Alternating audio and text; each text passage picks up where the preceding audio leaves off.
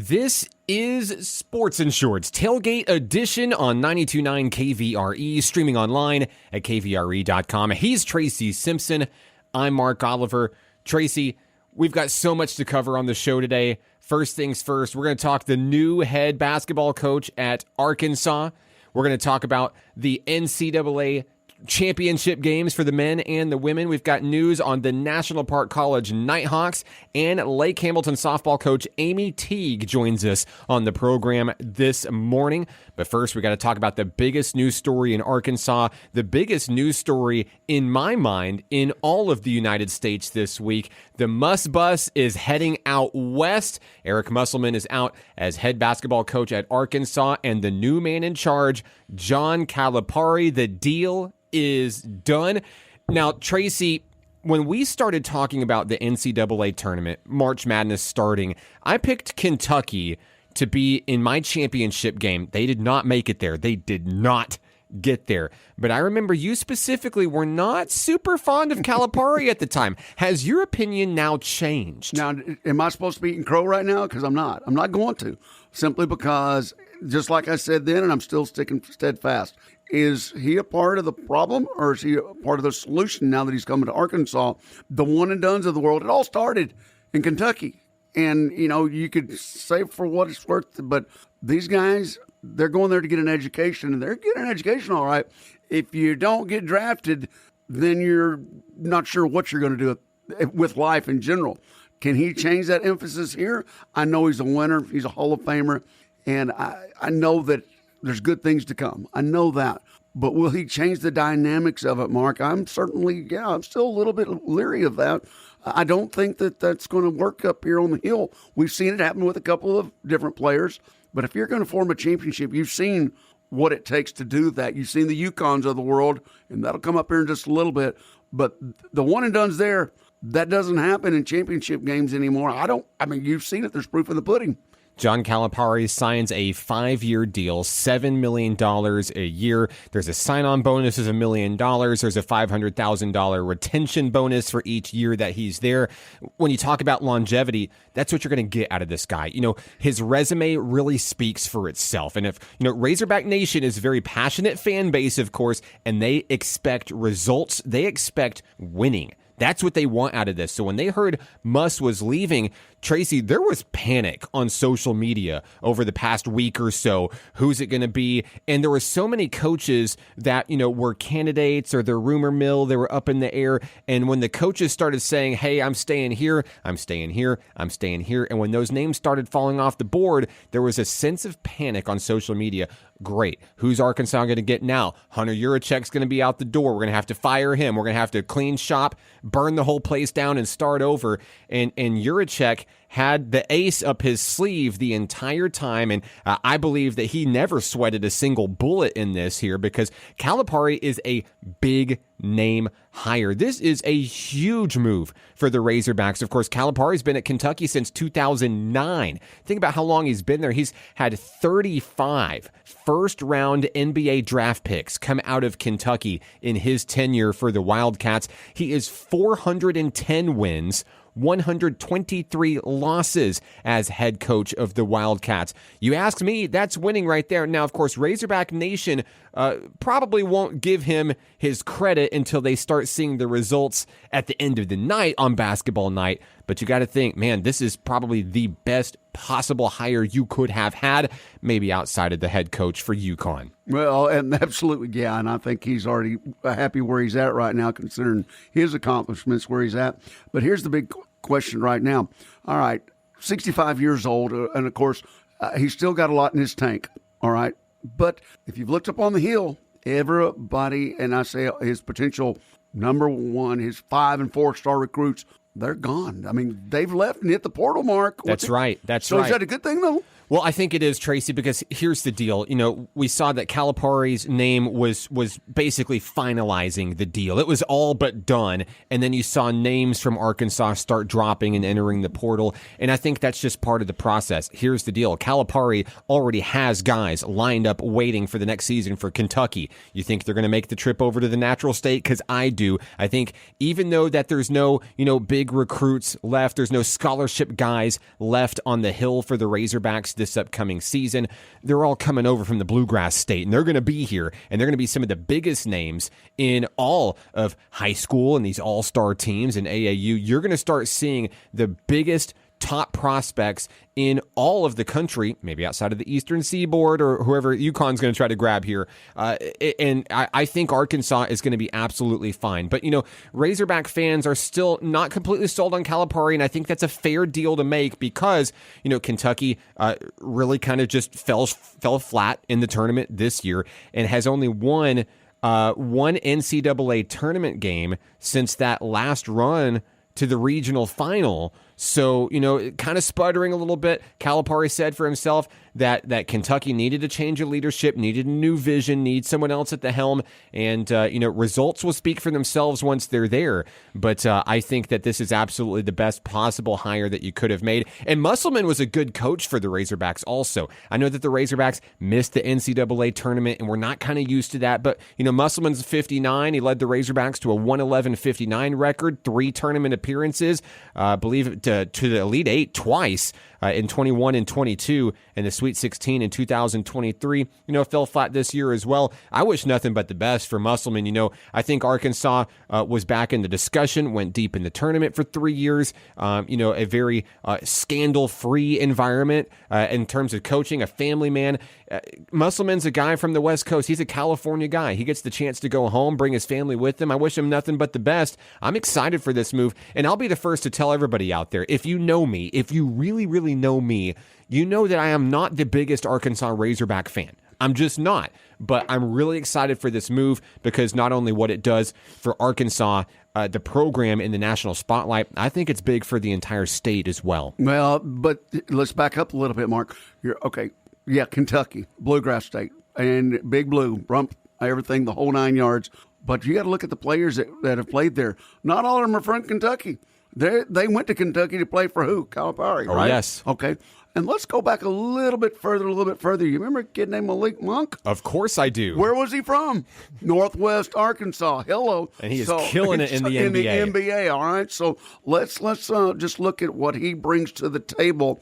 And yeah, you can say I was maybe eating a little bit of crow earlier, but that's okay. Look, winning is, they say, cures a lot. And sure enough, when he comes in there, we'll give him a bye on his first year because he's going to have to redirect everything, his style of ball, his style of play. But I'm going to tell you what, there's airports in Fayetteville, believe it or not. I know Arkansas is like a third world country, but if you can get the talent up there like Musselman did, do you think the talent's not going to come to Fayetteville and play for a Hall of Famer and a potential run at a national championship? The record speaks for itself, just like you said earlier. I think it's a good thing that maybe the slate's clean and he's going to have what he needs to do to build to make a national championship run. I think that's a positive idea. Well, absolutely. And you take a look at Arkansas last season, missing the NCAA tournament, bad year for Muss, whatever you want to call it. Alabama goes extremely deep in the tournament. But overall, the SEC really disappointed in that tournament. Kentucky fell flat early. You had Auburn picked to win it all. We're not going to talk about that anymore. And, but the SEC severely underperformed. So this is a huge opportunity because the SEC is known as the golden child in every college sport. Baseball, basketball, football, track and field, and this is a huge opportunity not only for Arkansas to bounce back, but now Arkansas is going to bounce back as a true contender. And I know that it's a rebuilding year. You may have to give him a year to get his pieces in a row, get his ducks in a row there. But, give him a couple years. I think Arkansas is right in that discussion and challenging some of those big dogs out there, like a UConn, like a Gonzaga. Hey, it could be a repeat of 1994 all over again. No doubt about that. And he has the experience. He has the connections. If you recall just a few years back, where he was at UMass, all right, taking him to the Final Four, and then his stint in the pros with the Nets. So he knows he's got some connections up there. And then coming back with Memphis, what did he do for that program over there? And then all of a sudden, he just stepped over a little bit further over in Kentucky. I think overall his record, once again, 32 seasons coaching, I think it speaks for itself. I think it's going to be huge. I'm going to have a little difficulty seeing him in red. I'll be honest with you. I don't know how that's going to work out with his style, but I think that already when you see like the Tysons of the world and other with heavy, big pockets, they're already on board, Mark, and I think that right there is what's going to make the difference. And once again, hey, why wouldn't you want to go to Northwest Arkansas? It's beautiful up there, and I think that he's got a style of play. SEC needs this type of leadership to stay focused and stay here. And I think that's what he brings to the table also. Like you said a while ago, SEC's really coming up. And I know Alabama made the run on it and stuff like that, but the competition level, you forget, Oklahoma, Texas coming in. So it's just going to amp up more and more and more. And like you said also, kids want to play in the SEC. I know that the 10 and ACC have run the tables a couple of times, but the SEC, whether it's football, baseball, and now basketball, I think they want to come play for John Calipari. All right, let's talk about grades here. So Musselman is out. I want you to grade Eric Musselman's tenure at Arkansas and then give me a grade on the coaching hire Calipari. Okay, well, as it is, like I think one of the tops, he didn't get in trouble. No, as far as rules or regulations that were inflicted on Arkansas, so that because generally when the coach leaves, that's what you're handed with that baggage right there. 16 twice, 8. I think the kid did pretty good, and I'm saying that because he is a young man still and has a lot of life still left in not only basketball, but maybe even in the pro ranks. Got to give him an A-. I'll be honest with you. I know he left, but he went back home, so to speak, in SoCal. He went back home, A-, and I think the only thing that would have gave him an A is, of course, winning it all. But I'm going to give him an A-. Couldn't agree more. A- for Musselman. How do you rate the hiring of John Calipari? I'm going to give it a B+. A B+, simply because as it is right now, we're going to find out if his style of play will work here, but I'm going to give it a B+ right now. Now, when we're on the same time next year, how far he goes, may go up to that A+, but I'm going to give it a B+ right now. I know what your it's fair. I know what your check had to go through. Think about this, the pressure. But you were absolutely right, Mark. He had that in his pocket the whole time. Come on, you know that, right? Boy, what an athletic director. Seriously, that guy gets it done. We're going to do a whole segment on that another time. We have to. We're going to do a whole segment on that one another time. We'll be right back. We've got more Sports and Shorts, the Tailgate Edition coming up. Segment 2. You do not want to miss out on this. Mark's got a great conversation with a great coach, and you'll hear more of it right here at 92.9 and streaming worldwide at KVRE.com. Welcome back to Sports and Shorts Tailgate Edition on 92.9 KVRE, streaming online at KVRE.com. Our guest this week is the head coach of Lake Hamilton High School softball, Coach Amy Teague. She's in her 22nd year as the head coach of the Lady Wolves. She has 3 state championships under her belt, and she has the Lady Wolves in the driver's seat this season. Coach Teague, thank you for joining us. Tell us a little bit about your squad this year. What is it that makes this team so good right now? We are 3 seniors, 3 seniors this year. Raleigh Constant, Eva Wilcox, and Abby Dalton. A little bit about each one of those. Raleigh is playing catcher for us, doing a tremendous job. This is our first year to actually play catcher. She's caught a little bit in the past, but she locked down that position this year after some injuries and is doing a really tremendous job. And then batting really well for us in the 9-hole. Eva Wilcox, she's also a senior. She's playing left field for us and doing a really solid job out there. And then my last senior is Abby Dalton. She is, I believe, started right field for us for 4 years straight. Abby is a great kid. She's an extremely hard worker and just a tremendous teammate. For the last, I think, 3 years, our kids, we do little awards at the end, and the kids have voted her best teammate award, I believe, for the last 3 years. So tremendous kid, and she's doing well at bat for us. So my seniors are doing a tremendous job leading for us this year, and I'm super proud of them for that.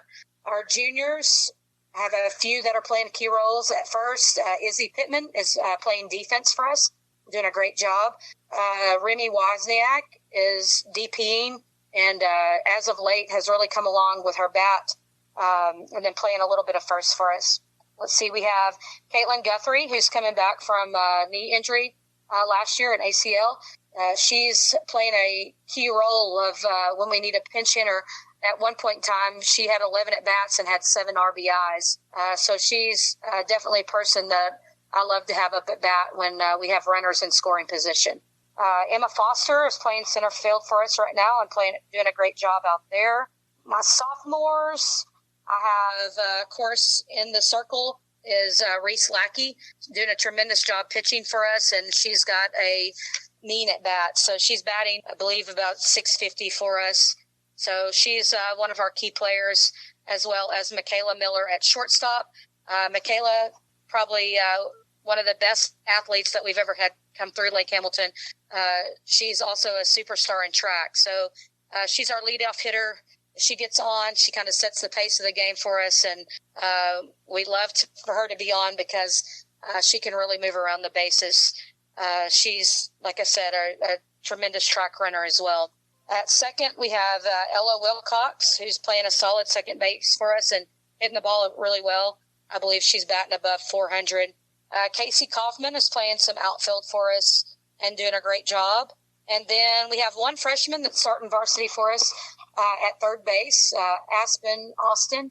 She's a tremendous little athlete, also batting in the 4-hole for us, and she's doing a great job for us as a freshman. So, Coach, one of the players that you mentioned was sophomore pitcher Reese Lackey. She was recently voted SB Live's Arkansas High School Athlete of the Week. She's obviously a force for you in the circle, can swing a mean bat as well. How critical is it to have that level of versatility out of your sophomore superstar? So there are a lot of kids on our team that we've asked to play different positions that are, they're not their primary position. And I just, the unselfishness of that is just been tremendous this year. And she doesn't want to pitch in college, and so we're asking her to pitch. So just that upon itself to, be unselfish and, pitch for us. And so that pitching is something that you really have to work at. And just for her to step in that role and do that for us, first of all, that to me is just an unselfish player and is doing what's best for your team. So I think that's what I'm most proud for her. She's a tremendous ball player. A great kid. She gets things done not only on the field but in the classroom. We'll practice for 2 hours, 2.5 hours, and then she's going to go practice for an hour at hitting lessons or an hour at pitching lessons, or so her work ethic is just, incredible. So, definitely her hard work is paying off. She's just so talented. She's got great spin on her ball. I think she's really opening some eyes on the mound. So I'm just super proud of her and the job that she's done for us this year. Taking a look at the schedule, it's obvious that you have tried to get this team battle tested and ready. Whenever you look at this conference, the 5A title has come out of this conference the past 6 years. You've already beaten 2-time reigning champion Benton once this season. What is the secret to success so far for your squad? And what's it going to take for the Lady Wolves to go all the way this year? There's people out there that have their little talk shows or whatever, and I played them a talk show, and everybody had Lake Hamilton from the outside looking in. And, I played them that. And so that was just fuel to the fire because I knew that we could do it. I knew the personnel that we had, and I knew what we could do. It's just getting them bought in to what we're trying to do, and they've really bought in. Back in off season, we did a lot of work on our culture. And there were some things from last year that we really needed to change as far as our culture. We went to work on that. And that was really first and foremost is to get everybody on board and to get everybody invested in what we're trying to do. We picked 5 words. So the 5 words, like, let's say that our energy is kind of dropping in practice and maybe one of our senior yells energy, then everybody knows that we need to pick up the energy. We're not getting the most out of practice right now. Our team atmosphere, they're all out there. So let's say that somebody has a bad at bat, the next person's there to try to pick them up. So we've really bought into the whole dynamic of the team, and I'm really proud of their fight. They, we got down, like you mentioned Whitehall earlier, we got down 7-1 in the first inning. In the first, few innings. And then we fought back and we ended up winning 11-10. And there's been a couple times where we've come from behind and maybe we're down early and then we got some key hits. And just the kids staying focused through the game. And I tell them, let's chip away at it. And that's what they've done. They've bought into our culture, and it really shows. And of course, you've been doing this a very long time. You're in your 22nd year as head coach of the Lady Wolves, and you have 3 state championships under your belt and a runner-up as well. And what is the secret? You've got about a month left in the regular season, a little bit less. Postseason is on the horizon, right around the corner. What's the secret in order to finish strong right now? It's just peaking at the right time. I feel like that we've tried to do a good job of working hard, but giving them a little bit of balance too, as far as off time, or maybe we have after practice hot dogs, or maybe we've had pizza, things like that. Right now, it's just a good mix of balancing the hard work and the staying focused with a little bit of fun as well, to make a good run at it. All right, Coach. So are there any funny or interesting stories about the team, a road trip that you feel like is fun to share with the ride that you've had this year? I think probably one of my favorite moments right now is, being down by 2, going into the 7th inning with Benton, and just the way that it played out. We made an out, our leadoff made an out, and then they walked a kid. She got on base. Then we hit into a fielder's choice. So we have 2 outs, and my leadoff comes up, Michaela Miller, and we're down by 2 at this point. She gets 2 strikes on her. I don't remember how many balls, but 2 strikes. Anyways, just a deep breath from her, and she killed it, knocked it over the left field fence, and we tie the ball game up. Next batter, Ella Wilcox gets up and gets a base hit. Next that comes up is Reese Lackey, and she goes yard. Then, of course, we made an out. So we go up in the top of the 7th, and it's 6-4, and then we go out and play tremendous defense and beat Benton at their home field. So I think the last time we've beat Benton was early 2000s. So that was I think that's my favorite moment so far, because a lot of times it's hard to play a team with tradition. I mean, look at Benton. They're back-to-back state champions. They've lost minimal games in the last 3 years. And a lot of times when the kids walk on the field and they just have Benton across the jersey, that kind of defeats you. But to see our kids overcome that and to pull out the win was great. Sounds like an amazing moment for sure. And of course, that home game against Benton still coming up on your schedule this year. They've got to come to Wolf Country. I know that's going to be a tough one for them. I know it's going to be a fun one for you. Coach, thank you so much for taking the time to talk with us this week. Good luck to you and the team. Good luck the rest of the way. Go Wolves. Thank you so much. I appreciate it. That was head softball coach of Lake Hamilton High School, Coach Amy Teague, joining us on this week's edition of Sports and Shorts Tailgate Edition. I'm Mark Oliver. If you know of a team or an individual doing something special in your community, let us know, and maybe they'll be our next guest on Sports and Shorts Tailgate Edition. You can text the KVRE text line at 501-915-1300. That's 501-915-1300. And maybe they'll be the next individual or team featured on our show. When we come back, it's time to switch to college basketball. The NCAA championship games are in the books for the women and the men, and they were impressive. Tracy and I will break down both of those when we come back on Sports and Shorts Tailgate Edition on 92.9 KVRE. Welcome back to Sports and Shorts Tailgate Edition here on 92.9 KVRE. He's Tracy Simpson. I'm Mark Oliver. Tracy, there were some really good championship basketball games played this week. The stories this year were really incredible. You know, on the men's side, the bracket, you know, it really kind of felt wide open this year, really felt like it was anybody's to win. And on the women's side, I don't know that there's been a more exciting tournament or more exciting narrative storyline all season long. We call it the Caitlin Clark effect. Everybody is talking about women's college basketball. I only hope that that continues at the next level, where they're talking about women's professional basketball going into next year, because a lot of these big names that have really revolutionized, revitalized this sport are moving on to the next level. Your Angel Reese's, your Caitlin Clark's. And this tournament, this championship game was everything you really wanted. A great storyline, of course. South Carolina coming into the title game undefeated. Caitlin Clark, certainly the greatest women's college basketball player of all time. She's absolutely deserved that recognition at this point. Who was going to win? Someone had to fall, and in this case, it was Iowa. It was Caitlin Clark that goes down to such a really good South Carolina team that I don't know necessarily gets the respect that it deserves, because Caitlin Clark has been the face of college basketball maybe for the past couple of seasons at least, breaking the records and all the home attendance and sold-out games. Meanwhile, South Carolina polishes off a 38-0 season and, getting it all done, winning their second championship in 3 years. Coach Dawn Staley is certainly a name that's up there as one of the coaching greats of all time in women's college basketball. But the Gamecocks get it done, and they get it done in a big way, taking down the Hawkeyes 87-75. Well, you've listened to me this last 3 months. I've been on South Carolina's bandwagon all the time, Mark. I'm not Coach Staley, but I'm like, she could take on some of the men's teams with the lineup that she's got.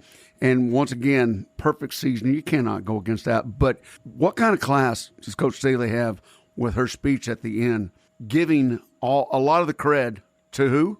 Yeah, exactly. Caitlin Clark. Yeah. Now, that's class right there. No one, 38-0, something that's going to go down in history as one of the best teams ever. I mean, ever. And you're thinking of the Tennessee's run and all the other ones, even at UConn and such. But you're talking about a coach that give credit to, and I watched more of that game than I did the real game, because the real game sort of got lopsided at the end, which you and I will go into a little bit deeper here in a minute. We sort of saw that coming, how deep, UConn was. The Huskies real deep on that. But, man, I'm telling you what, when you got players that give in, and once again, what was it made of? Third and fourth year players, and even a fifth year returning senior. That tells the story right there, and we're going to touch on that also with UConn, and how many kids stay late to play. But I'm sort of on that right now. We just reveled that one in a while ago. But a classic game, the determination of those kids. You could just see the fight, and neither one of them gave it up. I mean, they were getting after it. But once again, I watched that game more than I did the other one, and we anticipated a match that was going to be talked about for years, and it was just that. You got to feel for Caitlin a little bit, coming up short 2 years in a row. But what has she got right now to look forward to? Nothing, huh?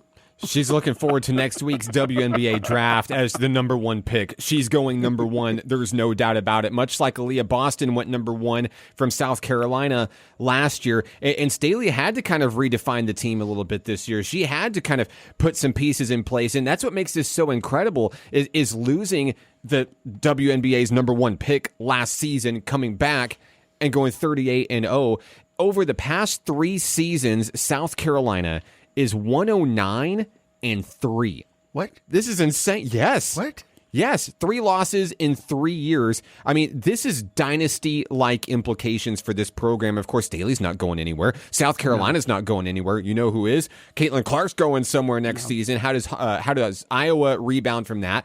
Angel Reese is going somewhere next year, so how does LSU rebound from that? South Carolina is already in the discussion for a repeat next year, and she has proven, Staley has, that she can lose top talent, come back, develop, and go all the way. And that's exactly what she's going to do. That's exactly what her players are going to do. She has them successful at the next level as well. And how sweet it must be for South Carolina to polish that off. And, those young ladies are going to have memories of, hey, we defeated Caitlin Clark. We took her out in her senior season. Look what we accomplished together as a family, as a team. And now South Carolina becomes just the 10th team in women's Division I history to complete an undefeated season. UConn's got 6 of them, but Baylor, Tennessee, Texas, and now South Carolina are the teams on that list. Well, I'm going to show you an analogy or a comparison or whatever you want to forecast it as, but let's go with UConn compared to South Carolina, the lineups. But also, we touched on this last week about you're deep in the tournament play. Your front 5, they can't go absolutely 40 minutes. All right. So the bench has got to be proven. The bench for South Carolina, when she did the switch outs, I'm telling you, those 3, 6, 7, 8, 9, they could be starters on other teams. And I think that was the difference. I'll be honest with you. I really think that was the difference, as in the UConn's men's basketball too. Because when they came on, they were in Caitlin's. You see the switch off all the time? There just wasn't one kid covering Caitlin all the time. They did switch offs all the time. And that was the difference right there. They had somebody fresh on her every time. They resorted back to talking with when West Virginia, when they played her, right? They did the same thing. So they saw a strategy right there. And there was proof in the pudding right there that, wait a minute, if we try to isolate her with one person, that's going to be bad. But if we've got 1, 2, and even 3 trying to stay on her and keep her just somewhat down, she's still going to get 25 or 30. But if you can just disrupt her a little bit, which they did. They disrupt her flow. How good was she in the first half? Unbelievable. And the second half, you saw it started to wear on her a little bit. She was getting tired. Shots were coming up short. And it was because simply they were playing 2, 3 different people on her and keeping her down. But I think it was a great coaching. I really do. I mean, but the player-wise, when you got somebody that's 6'7" down low in women's, my goodness, how do you and guard play like they've got? Yeah, there'll be other players at South Carolina. Sure. Yeah, Camila Cardoso finished with 15 points and a career-high 17 rebounds. That made the difference in the game. And, of course, Cardoso is also declared for the WNBA draft. She's projected to be a top 5 pick as well. And that's really the only key piece of this South Carolina team that is projected to leave this season. So when you talk about repeat potential, yeah, South Carolina is in that discussion, absolutely. And, of course, when you talk about repeats, guess who just repeated? The University of Connecticut Huskies. I had a chat with Keena while you were outside before we started recording the show. Yeah. She believes that she should be sitting in your seat going forward because we both picked UConn to win it all. Kind of a risky pick, honestly, because as I mentioned before, and I really stand by this year's March Madness tournament for the men really did feel wide open. It really did feel like so many teams could win it. And yeah, even Auburn could have won this thing also, but of the way that they were playing, the right team gets hot. Look where NC State did, all the way to the Final Four, falling to Purdue. And hey, I've been probably the biggest doubter of Purdue, probably in the whole United States this year. Listen, they lost to a 16 seed last year. Okay, so that really resonated with me, and I just didn't believe in that team, but I do believe in Zach Edey, and he's going to do great things in the NBA draft. Absolutely. But hey, Purdue made it all the way to the championship game. Now, UConn is used to beating people and blowing them out of the gym by, 10 plus points per game. Wasn't really the case in this one here. It's a little bit closer, but Zach, closest one of the whole match. Yeah, closest one. Absolutely. Ended up being very, very close. 75 to 60. But, the game was a lot closer than it indicated. And, Purdue was winning this thing in the first half. Edey had 14 points. He was supercharged. He was trash-talking the UConn bench. He felt good. He felt like they were in cruise control. And then in the second half, tale of two halves, UConn puts it together. Donovan Clingan is able to be the kryptonite for Edey and helps UConn get across the finish line with a big win, 75 to 60. Back-to-back champions since Florida did it in 06 and 07. Mark did. Now, the difference was, what I think, 33 seconds. 33 seconds is all he set out in the previous 2 games, all right? Did it catch up with him? Lumbering up and down that court, you know what it does, and especially, once again, and I drew this comparison up a while ago, they did the same thing to Caitlin Clark. Yeah, you had the 7-2 for UConn right in his face, but also the other guards that would come down and double down on him. It just kept pestering him. And he turned the ball over more than he had in the previous 3 games. And they just kept on him. And you saw him wear down the first half. Yes, it was all Edey. But in the second half, you saw when he airballed one of the free throws. That's getting tired. And I think that caught up with him finally. Now, he did set down, one time, but was he just tired at the end? And I think that made the difference right there. They came back on him. They doubled down. When he was down in the paint, he was just, they were all over him. And, of course, the guard play, that was absolutely the difference also, though. UConn, all their guys, 6'4", 6'5", 6'6". You go over 6 foot, 6'1", 6'3". The length, I think that was a tale of two turns too also, don't you? Yeah, I think so too. And of course, you mentioned, stamina and being tired. Listen, this is a long tournament. This tournament's been going for almost a month. Okay, I was with the Nighthawks in Illinois for a week, and there was like almost no gas left in the tank because it drains everything out of you. And I remember the discussion going into the championship game for the Nighthawks: finish with nothing left, empty the tank, finish.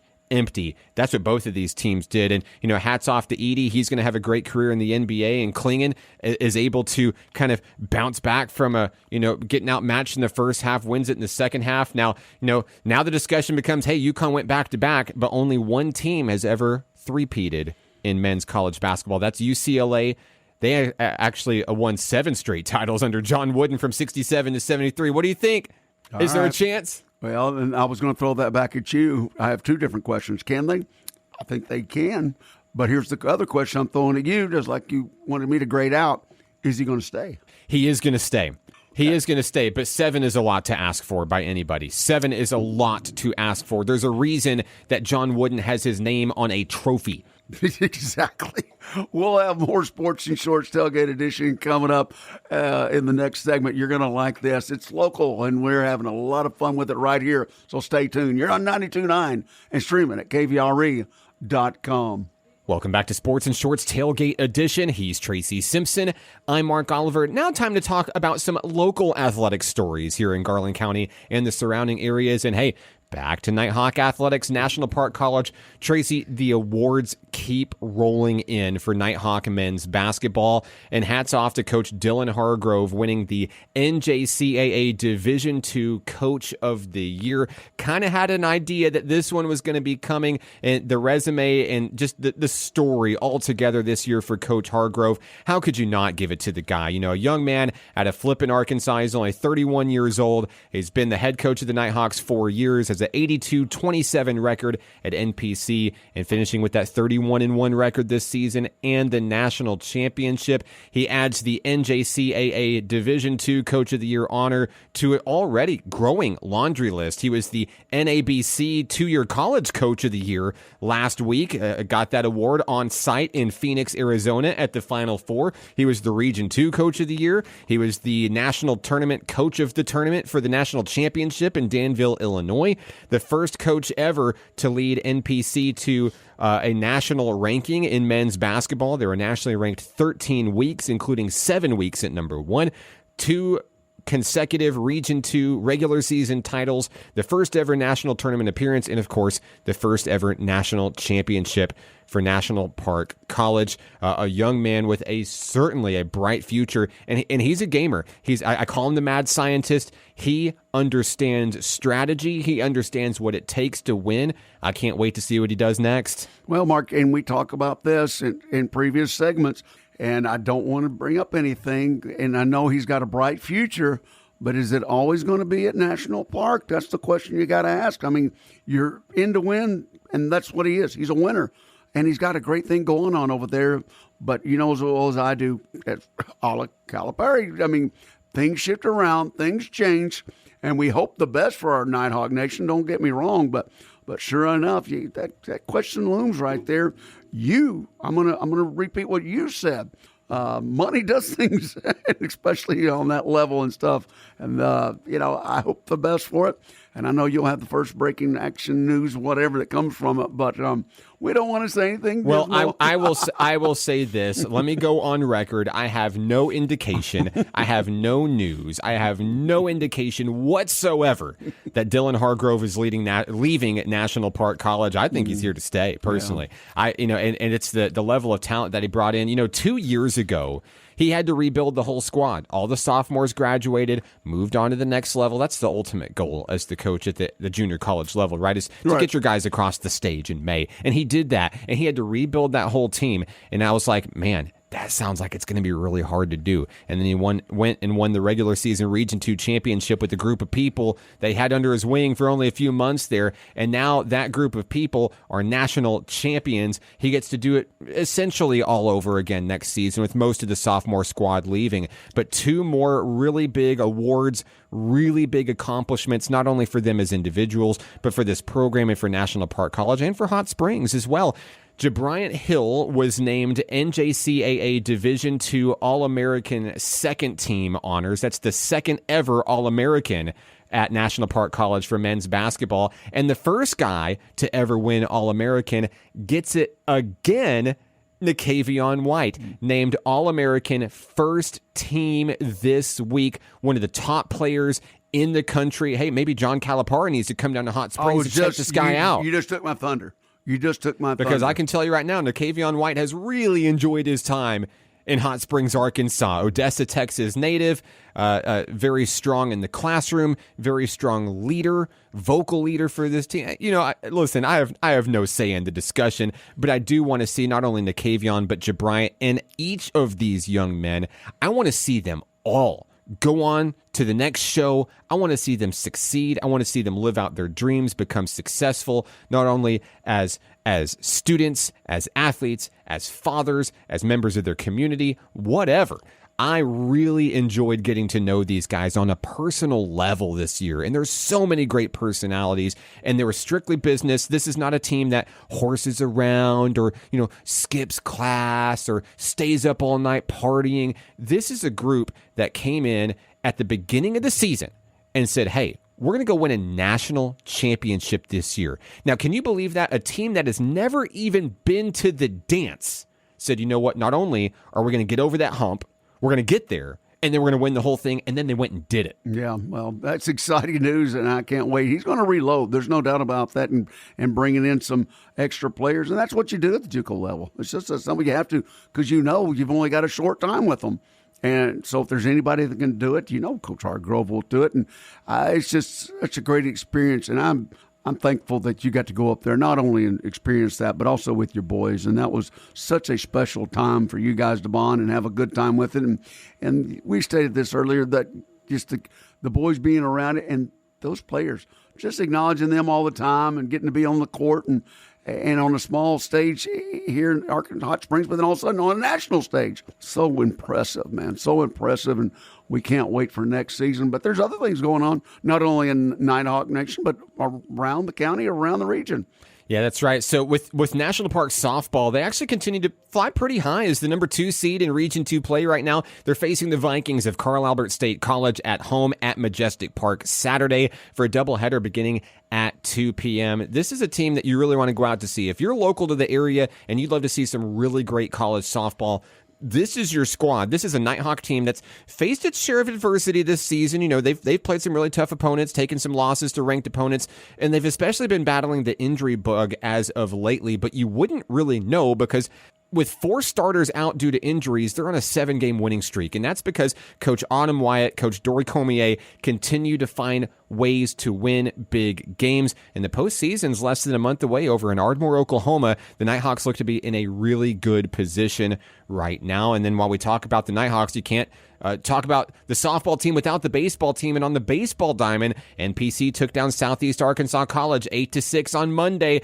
in a game at Majestic Park right after the solar eclipse. It was a really cool event out there at Majestic Park for the eclipse. This weekend, they're traveling to El Dorado to take on South Arkansas College. And this is a really critical matchup for NPC, who's trying to reach its goals of the postseason, get it over to Enid, Oklahoma.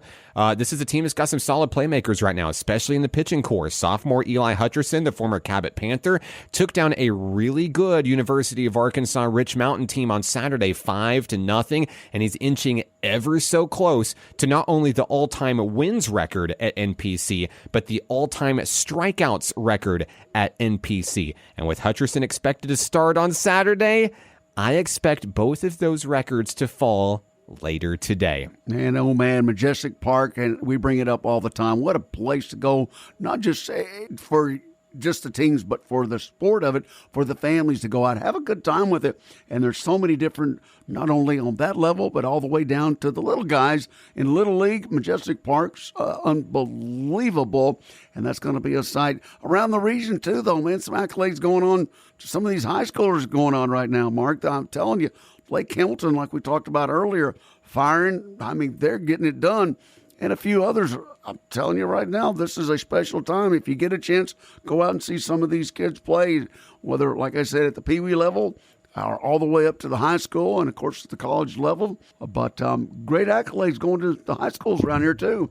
Yeah, of course. Let's do a brief blurb around the county, around the conference. Cutter Morning Star. We talked about Jalea Hawthorne for the softball team, and as she's chasing the strikeout record, she threw a no-hitter against Conway Christian, 10 strikeouts in 5 innings, just 1 error away from having a perfect game. She has 144 strikeouts in 68 innings this year. As we take it down to Bismarck, Lions senior Cadence Collins had 2 home runs this week, a solo home run and a 3-run shot. Bella Harville of Magnet Cove threw a no-hitter as well in the circle. 9 strikeouts over 4 innings. That's pretty incredible. And in her 2 plate appearances, she had an RBI single and a hit by pitch as well. And of course, loved talking to Coach Teague for Lake Hamilton softball, Lake Hamilton baseball, also in the driver's seat in its respective conference. The postseason will be here before we know it, and I'm really excited to see where these teams are going to end up. Big shout out right now, the 50th anniversary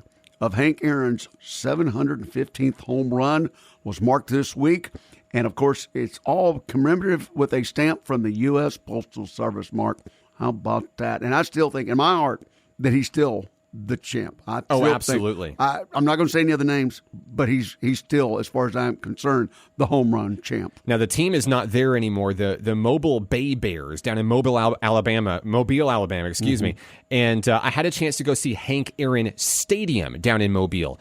And boy, what a place. It's a ghost town now. It's actually really, really sad that the team's not there anymore. But so much history, and I got to learn so much about Hank, Hammer and Hank. No doubt. In my trip down to Alabama a few years ago, I really enjoyed that. Tracy, great show today. Can't wait to see what we draw up next week on Sports and Shorts. You know what? And we've got a lot of segments coming up. Of course, we got to go into Travelers Baseball. They just started this last week, and we're going to be going into them, extensively. Have Lance on the show, which you're very familiar with. Yes. And then touching on some real quick this week, we've also got spring games around the region in the GAC. That's right. We've got Henderson. We've got OBU, Harding, which that's another question next week we'll touch on. Can they repeat? Yes. Along with Arkansas Tech. And then also we look over, and the Stripes are going to come alive Saturday over at UCA as they've got their spring game coming up. And I know we're talking football, but still, spring games lead into championships, and that's what they do. But a lot of Sports and Shorts still to go. Mark, you're right. Absolutely a great weekend of sports, and we've got more for it. Can we add any more next week? This is something special. Yeah, what an incredible thing. Special thank you to our guest for coming on. And one more award I wanted to get here, too. The Sporty Carpenter Award recipient for 2024. Congratulations to Nick Finley, head coach of Cutter Morning Star. And I know that he has very fond memories at Henderson State for the Reddies. One last little accolade also. We not only had a birthday this week, but also, hey, my grandbaby was born. That's so right. How about that? Sage Simpson. Hey, a little 9-pound 9-ouncer coming in. Let's see where he's going to play someday. Maybe we'll talk about that at a later point. Thanks for coming in, Mark. All right, this has been Sports and Shorts Tailgate Edition on 92.9 KVRE. We'll catch you next week.